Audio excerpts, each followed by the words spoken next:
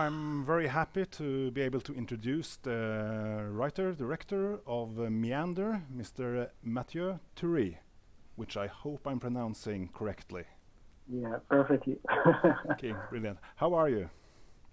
I'm good, very good. And we are catching you from, you see some of your inspirations behind you, I'm guessing. Some of it, yeah. Yeah. We screened the film late last night, and we have another screening. We have another screening tomorrow night. It's the final screening of the festival. So probably some of our audience haven't seen the film yet, so we'll talk about it, but try to not spoil too much. Yeah. Can you tell me a little bit about how you came into the idea of the film? It came from several, sometimes when you write a movie, it's like one image or one thing very particular, but for this one, it was more some sensation, some feeling. I think we are all more or less claustrophobic, I'm not claustrophobic at all, but I love the feeling of being, stuck in one place. And so it came first for that feeling that I wanted to use for the audience to feel it. I really wanted to do a movie very just on the feeling of it, just on what the audience could feel. And I guess there is some inspiration in one scene in particular in Aliens from James Cameron. You have that little scene when Bishop, the android, just have to crawl in a narrow tube. Oh, yeah. And I was terrified because I was like, okay, I know it's an android, but maybe an alien will come out, and there was just nothing in the scene. It was even scarier. So I was like, I think that scene just was in my mind when I was writing the script. Yeah, and one film that certainly come to mind, and I know some other people on comments on Letterboxd is the film Cube. Only here it's you kind of like taken the travel from cube to cube into just tiny tubes instead. So that's right. I love the movie from Vincenzo Natali. Yeah. To be honest, I didn't watch it since maybe high school. No. But when you do a movie, it's kind of sci-fi in one place, and it's kind of, that's logical, with traps in it to have that kind of reference. I love the movie. I love Cube. But I didn't watch it because, the influence, I think, is better when you just do it from your memories. Yeah. And usually when I'm writing or even when I'm shooting, I don't watch movies from other guys. And it's very complicated because I love movies, but yeah, the inspiration is I love Cube, and I know that the reference come again and again when I read some tweets, and I like that's kind of a good thing to me because I love the movie, and it's kind of reference. Yeah, and it's kind of inevitable when you have like such a small location and a small cast. Yeah. And you went with a really small cast on this film. Yeah. It's I think it's. Am I correct in saying that there are 3 actors altogether? Yeah. Maybe 4 because one is playing 2. That's true. That's true. Yeah. And but most of the film, it's basically just the main actress, Gaia Weiss. How did you come to start working? How did you cast her? I was looking for someone physically but also mentally very strong, and that you can feel that in the eyes, and just I can feel that it would be logical for her to say even if it's kind of hard, and she could do it.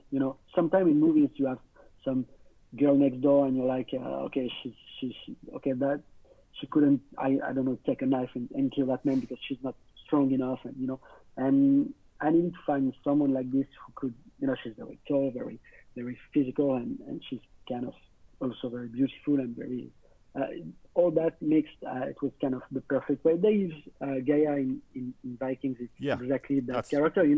She's very strong and she's very beautiful at the same time, and you have that kind of.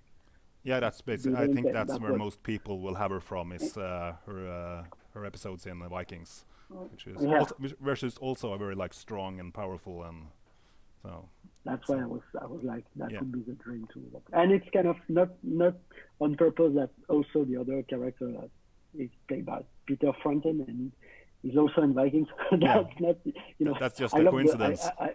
yeah, I love Vikings, but that kind of the coincidence, you have big list and sometimes, but Yeah.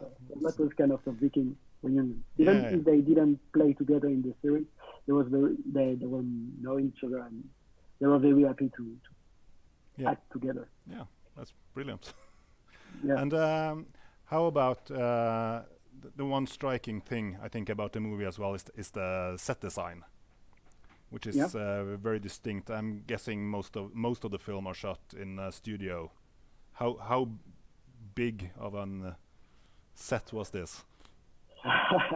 It was actually at the same time very small and very, very big because, it's kind of one tiny space. It's not underground, it's kind of elevated just to shoot in it. Yeah. And I really wanted to have, some complicated shot and some movement. So we had to have movable panels and we could, put the camera in it. It was a kind of a crazy camera, they use it on the Avatar sequel. Oh, okay.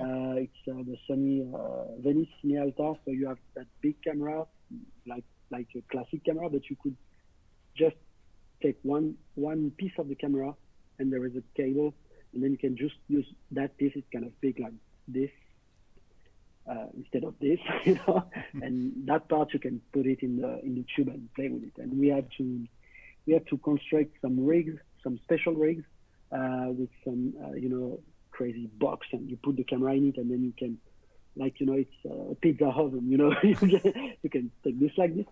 So the sets were like, very little pieces of tubes, actually, and one for each trap.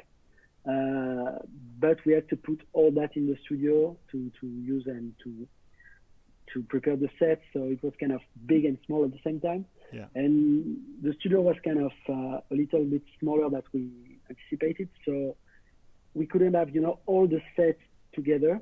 So each day we had to say, okay, so what are we going to shoot tomorrow? It's going to be this and this. Okay, you have to take this piece and put this way because we reused some of it. So it was kind of a nightmare, but it was very fun. Yeah, so it was difficult. You had to plan the shot very.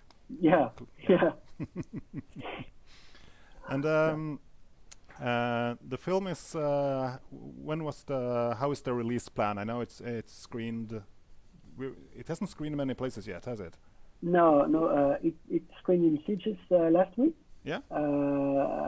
And we are very happy from the reaction from the audience. Actually, they announced the winners today, but we are not in it yet. We don't know if the prizes, because it's going to be announced tomorrow. It's kind of we are in the panorama section, so it's kind of just one possible prize, and it's for the audience votes for the film. So we are kind of, we don't know. But hopefully. but the real prize is the reaction of the audience. I'm very happy because the audience is very in it. They can all love it or not completely, but they all say that it's kind of an experience. That's what I wanted. Yeah. So, and not so many festivals for now because Sitges was kind of the world premiere. So you are just Sitges and you for now. and just after that we have the Nightmare Film Festival in USA. Yeah. In 1 week or two, one week, and after that we have some other festival, and the film is going to be released in France in February, the 10th. Mm-hmm. We will see because how are the cinemas? Are the cinemas open now? Actually, they are open, but some rooms just for yesterday that they have to close at 9. Ah, okay. So actually, it's kind of complicated for because it's kind of the best moment for people to come to movies, and they just catch it. So we will see. But it's for 4 or 6 weeks, so but we never know in that time. So, but hopefully it's going to be released in February, and then I think between February and maybe July in the other countries. So. Yeah. And after, do you have anything new lined up, or are you just calming down after this shoot? I can them just for maybe a week, and then after you're like, oh, what I'm going to do next? So for 1 week I was like, my wife was like, oh, that's cool. Now you're finished. Yeah, for 1 week, and then after I'm gonna.